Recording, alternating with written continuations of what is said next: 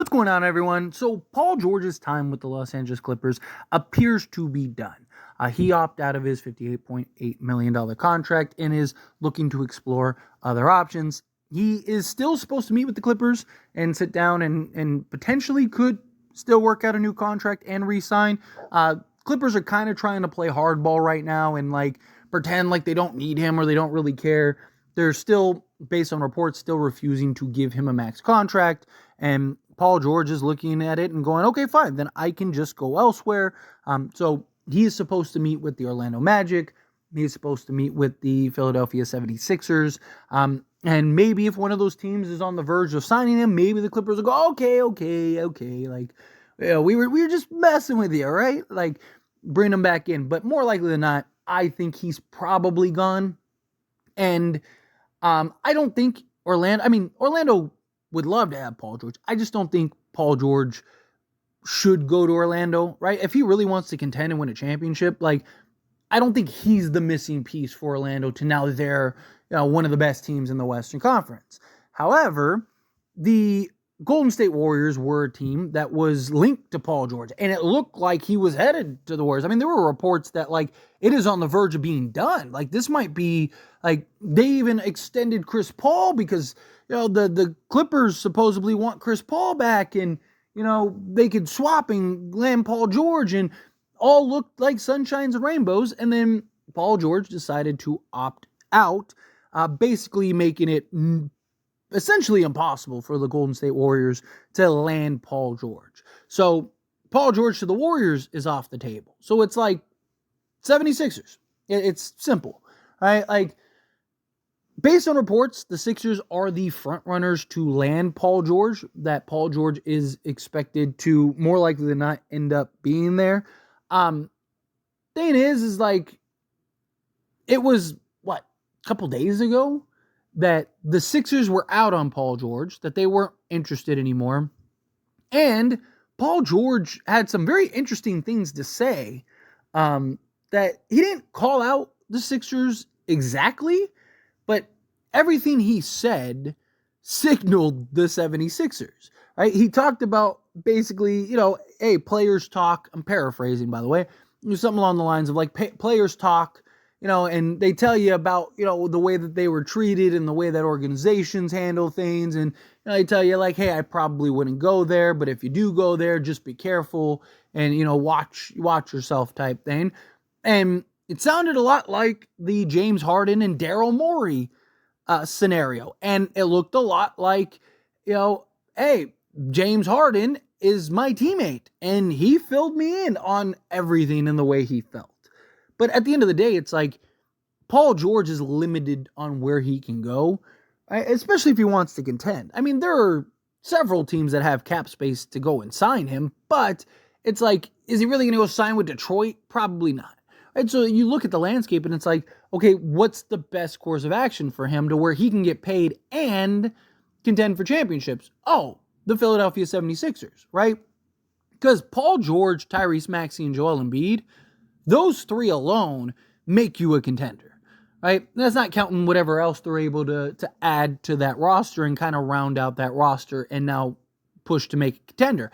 And right now, the way that things are shaping up, obviously, it's still incredibly early, so a lot could change, but basically just the Celtics and the Knicks. Really, it would be the only two teams that you really have to compete with, right? If you were to land Paul George. So if you had Paul George, Tyrese Maxey, and Joel Embiid, you're better than basically everyone else outside of those two teams.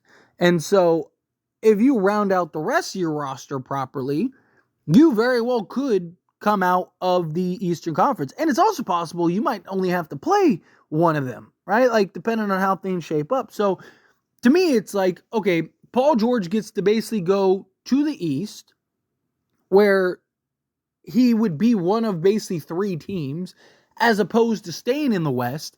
Even if he was to go to the Clippers or were to stay on the Clippers, or even if he went to the Warriors, right? Because there was a lot of talk that he wanted to stay West, that he didn't want to go East. And that was one of the reasons why he was so high on going to the Warriors, right? Well, even if you went to the Warriors and you played with Steph, there's an argument you're still, maybe the 8th best team in the West, right? Like, or you stay on the Clippers, right? It's like, okay, so you're again probably 6 to 7 in the West, right? Like, because teams are just getting better and better. Look at teams like the Pelicans, and the West is just a juggernaut.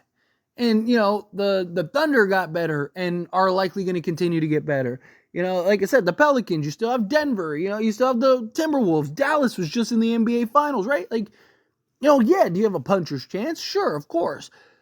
But you're in this basically gauntlet in the West where if you just take your talents out east and you go to a team like the Sixers, it's really just you, the Knicks, and the Celtics, right? Now, again, maybe a couple other moves are to be had, and something crazy could end up happening, and all of a sudden it's like, okay, well, now you're one of 4 teams or 5 teams, but more likely than not, you're still going to be one of the best teams in the Eastern Conference, and have a very good chance of making it out of the Eastern Conference. And now you're in the NBA Finals, and you get a couple things to roll your way, you can be hoisting a Larry O'Brien trophy before you know it. So I think that the Sixers are probably the most likely team to land him. And I just think it makes sense for kind of all parties. I just think Paul George, he gets the money, he gets the opportunity to contend, so he's not like one or the other, right? Daryl Morey gets to look good again. Sixers kind of get that guy again. And now you got your big 3 that you're kind of building the rest of your roster around. And again, Tyrese Maxey, Paul George, and Joel Embiid would be a force. Because Paul George, he's still one of the best, if not arguably the best, like two-way guys. Talk about like two-way. There's a lot of players better than him, but defensively, his ability and versatility on that side, being able to defend the best player on the other team and still go get you 30 is very valuable. His ability to play essentially 2 through 4 is very valuable because, if it allows you to go get some more size, some more wings, right? Like keep Kelly Oubre and, Batum and guys that were good for you that, so that you could slot them alongside Paul George and kind of have like a bigger roster because Paul George's ability to play all those positions.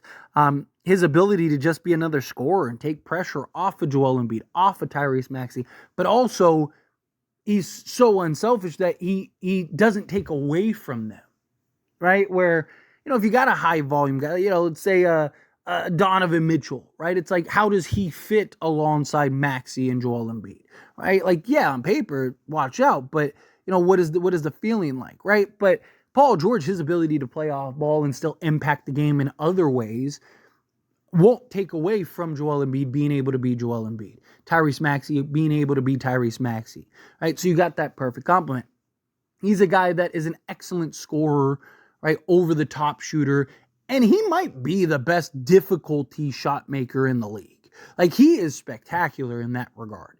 And you need all that, especially in the playoffs, right? That's very valuable, very important. Now, there are other concerns, that at times Paul George can disappear a little bit in the playoffs.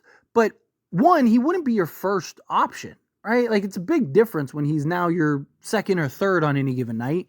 Also, there is the concern Joel Embiid just completely vanishes. But also Paul George, you look at him and it's like, look at the workload he had to do with the Clippers.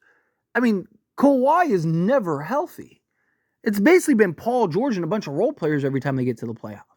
And then, he looks gassed and tired at times because he's doing all the heavy lifting, and then they just underperform and underwhelm. And it's like, the one time Kawhi was healthy, they were in the conference finals. So it's like, what does it look like if he doesn't have as much of a burden and weight on his shoulders playing with the Sixers?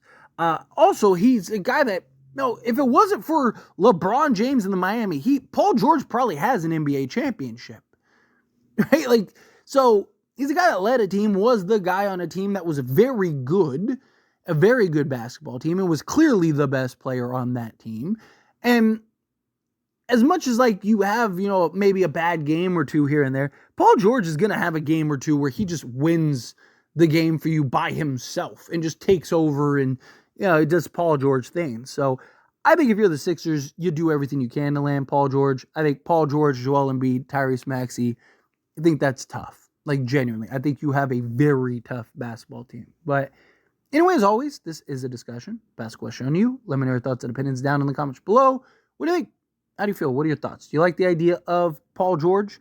Do you think, get Paul George on the Sixers? You got to make it happen. Go sign him and then build a team around. Do you think, no, stay away from Paul George, go get somebody else, whoever that is that you want? However you feel, whatever your thoughts are, I'd love to hear it. So let me know down in the comments below. That being said, if you haven't liked this video, hit that like button. Helps me a lot. So we enjoy these types of videos, and I truly appreciate it. Not subscribe to the channel, hit that subscribe button. Turn on the bell notifications. Appreciate y'all. See you in the next one. Thank you.